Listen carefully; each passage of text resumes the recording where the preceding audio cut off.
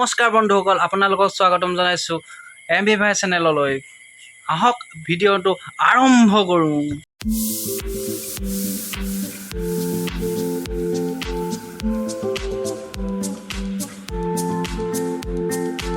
Golaghat district মৰাপানী অঞ্চলৰ 1 নং তৰাণী গাঁৱত জনতা আলোক শিক্ষা কেন্দ্ৰ হিচাপে গাঁৱৰ যুৱক যুৱতীসকলে এটি কেন্দ্ৰ স্থাপন কৰিছে।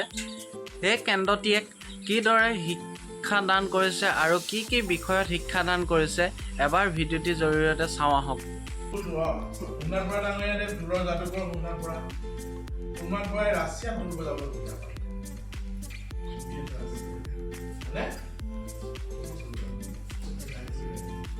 তাত ঢোল বজাব না ঢোলটো শুনাৰ পৰা বজাইছে ঘিন ডাঙৰ হৈছে তাৰ মানুহ শুনি শুনিলো অবাক আৰে কি বস্তু সৰু বস্তুটো ইমান ডাঙৰ হয় এদিন বিশ্বাস কৰিবলৈ টান পাইছে যে প্ৰকৃততে এইটোতে মাত লাগিছে সেইটো ভাবিছে ভিতৰত চিন কিবা মানে ঢোলটো খালি চাব লাগে এই ভিতৰত ইনষ্ট্ৰুমেণ্ট আছে সেইটো কাৰণে ইমান ডাঙৰ এইটো আমি পানী লোৱা নাই এইটো ভালকে প্ৰস্তুত কৰা নাই স্কেলত থকা নাই বজাই দিব লাগে বজাই দিয়া যায় নোৱাৰিব ইমান গতিকে ঢোলৰ মাতটো ডাঙৰ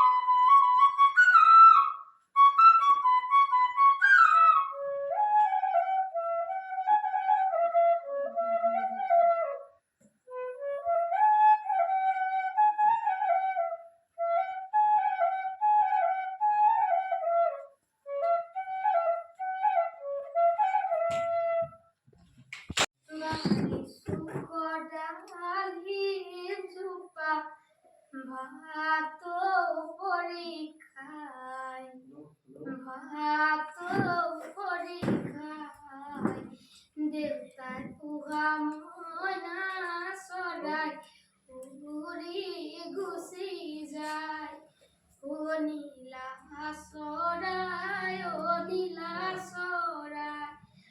ঐ আনিব লাগিব দুটনিত পানী ল'বকৈ লাগিব উৰণিত কাটি পুৱতি নিশাতে উঠিবা বাহি বন কৰিয়ে ধৰিবা জুই কুৰা ধৰি লৈ চাহৰ ডেক তুলি হাহুৱাই জগাবা উঠক মা বুলি তেতিয়া হাহুৱাই তোমাক ভাল পাব বোৱাৰী বুলিয়ে আদৰি ল'ব।